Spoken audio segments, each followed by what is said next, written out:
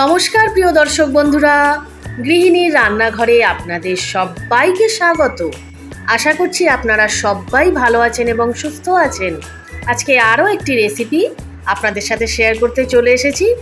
রেসিপিটা সবারই হয়তো ভীষণ প্রিয় একটি রেসিপি। এতক্ষণে নিশ্চয়ই বুঝতে পেরেছেন আমি আজকে কোন রেসিপিটা নিয়ে এসেছি। একদম ঠিক ধরেছেন, আজকে আমি করব চিকেন চাপ, একদম ঘরোয়া পদ্ধতিতে, কিন্তু খেতে হবে অসাধারণ। খেলে মনে হবে যেন কোনো রেস্টুরেন্টে বসে আপনি খাচ্ছেন। ভিডিওটা পুরো দেখার অনুরোধ রইল, আর রেসিপিটা দেখার পর আপনাদের কেমন লাগলো অবশ্যই কমেন্টে জানাবেন। আমি কিন্তু সব সময় আপনাদের কমেন্টের আশায় থাকি। তাহলে আসুন আর কথা না বাড়িয়ে এবার রেসিপিটা দেখে নেওয়া যাক। রেসিপিটা করার জন্য আমি এখানে প্রথমেই নিয়ে নিয়েছি 1 কেজি চিকেন। এখানে 1 কেজি মতন রয়েছে। আর চিকেনের পিসগুলো, যেহেতু চিকেন চাপ হবে, দেখুন পিসগুলো আমি একটু বড় বড় করেই রেখেছি। দোকানে ঠিক যেরকম একটু বড় সাইজের হয় চিকেন চাপের পিসগুলো, ঠিক সেরকম একটু বড় বড় করে রেখেছি। এখানে নিয়ে নিয়েছি কিছু মশলা। এখানে রয়েছে 2 মিডিয়াম সাইজের পেঁয়াজ বাটা, এখানে আদা রসুন আর শুকনো লঙ্কা বাটা, এখানে কাজু আর মগজ বাটা, আর এখানে আছে টক দই। টক দই ওই 100 গ্রামের মতন রয়েছে। এখানে নিয়েছি গোলাপ জল, আর লাগবে একটু মিঠা আতর।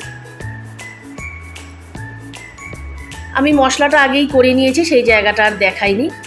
এবার এই সমস্ত মশলা চিকেনের সাথে আমি ম্যারিনেট করে রাখবো। প্রথমে দিয়ে দিলাম পেঁয়াজ বাটা, তারপর দিচ্ছি আদা রসুন আর শুকনো লঙ্কার যে পেস্ট করেছিলাম সেটা। এরপর দিলাম টক দই। আমি এখানে প্রথমেই বলেছি 100 গ্রাম মতন টক দই রয়েছে। আর এখানে কাজু আর চারমগজ বাটা একসাথে আমি বেটেছিলাম, সেই বাটা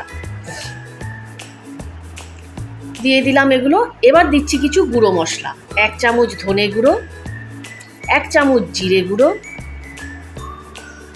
এবার দিচ্ছি 1 চামচ মতন শাহি গরম মশলা, 1/2 চামচ মতো রেড চিলি পাউডার, মানে এটা ঝাল লঙ্কার গুঁড়োটা, আর দিচ্ছি সামান্য একটু কাশ্মীরি রেড চিলি পাউডার, শুধুমাত্র কালার হওয়ার জন্য। এবার দিচ্ছি 1 চামচ হলুদ গুঁড়ো, আর দিচ্ছি পরিমাণ মতো লবণ, আর দিচ্ছি 1 চামচ বিরিয়ানি মশলা। এবার দেব গোলাপ জল। আমি এখানে 2 চামচ মতো গোলাপ জল দিলাম, আর দেব সামান্য একটু মিঠা আতর। মিঠা আতর কিন্তু বেশি নয়, ঠিক আমি দিচ্ছি দেখুন খুব সামান্য, 4 থেকে 5 ফোঁটা মতো। এবার এই সব কিছু আমি একসাথে মেখে নেব। চিকেন চাপে কিন্তু এই ম্যারিনেশনটাই হলো মেইন। রান্নায় কিন্তু সেরকম আর কোনো প্রসেস নেই। এই যে ম্যারিনেট করে রাখবো, এটাই কিন্তু চিকেন চাপের হবে মেইন জিনিস। সমস্ত মশলা, টক দই সব কিছু নিয়ে আমি ভালো করে চিকেনটা ম্যারিনেট করে রেখে দেবো। সমস্ত চিকেনের পিসগুলোতে যাতে ভালোভাবে মশলাগুলো ঢোকে, আমি সেভাবে খুব ভালোভাবে একটু সময় নিয়ে ম্যারিনেট করে রেখে দেবো। আমি এখানে মোটামুটি 1/2 ঘন্টা মতন ম্যারিনেট করে রেখে দিয়েছিলাম। আপনাদের যদি হাতে সময় থাকে তাহলে আরও একটু সময় আপনারা রাখতেই পারেন।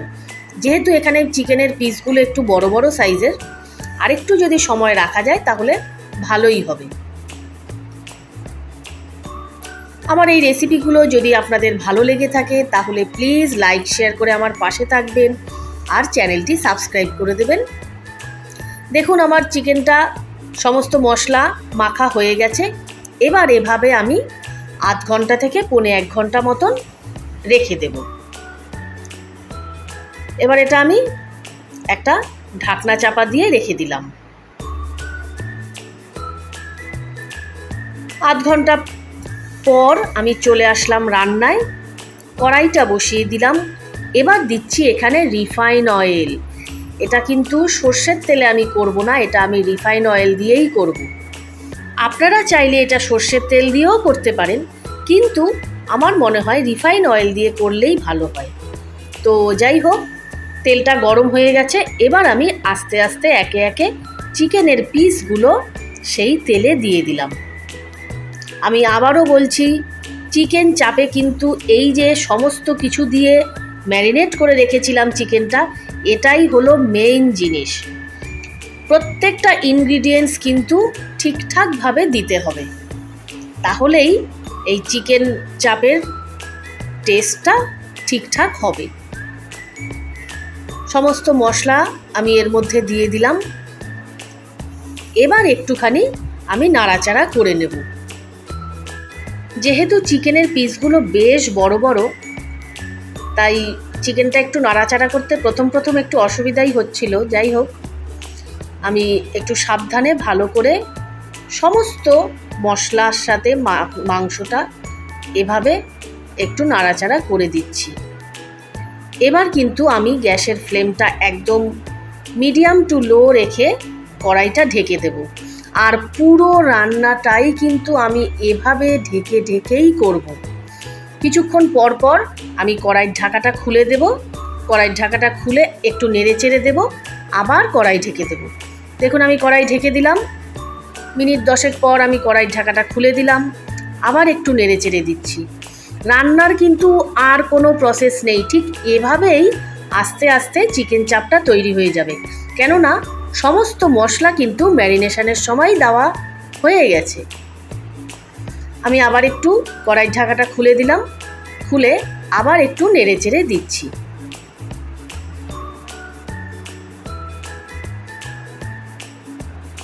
প্রত্যেকবার ঠিক এভাবেই আমি কিছুক্ষণ পর পর কড়াইয়ের ঢাকাটা খুলে একটু নেড়ে চেড়ে দিয়েছি, আবার কড়াইটা ঢেকে দিয়েছি। দেখুন আবার কড়াইয়ের ঢাকাটা খুলে দিলাম। চারপাশ থেকে কিন্তু আস্তে আস্তে তেল বের হওয়া শুরু হয়েছে। ঠিক এভাবে যখন আস্তে আস্তে মশলাটা পুরো টেনে গিয়ে তেলটা ওপর দিয়ে ভেসে আসবে, তখনই কিন্তু বুঝতে হবে আমাদের চিকেন চাপ তৈরি। আমার রেসিপিগুলো যদি ভালো লেগে থাকে তাহলে প্লিজ চ্যানেলটি সাবস্ক্রাইব করে দেবেন এবং লাইক শেয়ার করে আমার পাশে থাকবেন। দেখুন আমি এভাবে আবার একটু নেড়ে চেড়ে দিলাম, আবার কড়াইটা ঢেকে দিয়েছিলাম। আরও কিছুক্ষণ পর দেখুন মশলা থেকে পুরো জলটা কিন্তু টেনে গেছে, শুধু মশলাটা রয়েছে। আর ওপর থেকে দেখুন কিভাবে তেল ভেসে উঠেছে। এরম সময় আসলে বুঝতে হবে আমাদের চিকেনটা পুরো তৈরি। এই দেখুন চারপাশ দিয়ে তেল বেরিয়ে এসছে, খুব সুন্দর গন্ধ বেরোবে এই সময় একটা। ব্যাস, আমাদের কিন্তু আর কিছু নেই, চিকেন চাপ কিন্তু এখানেই তৈরি।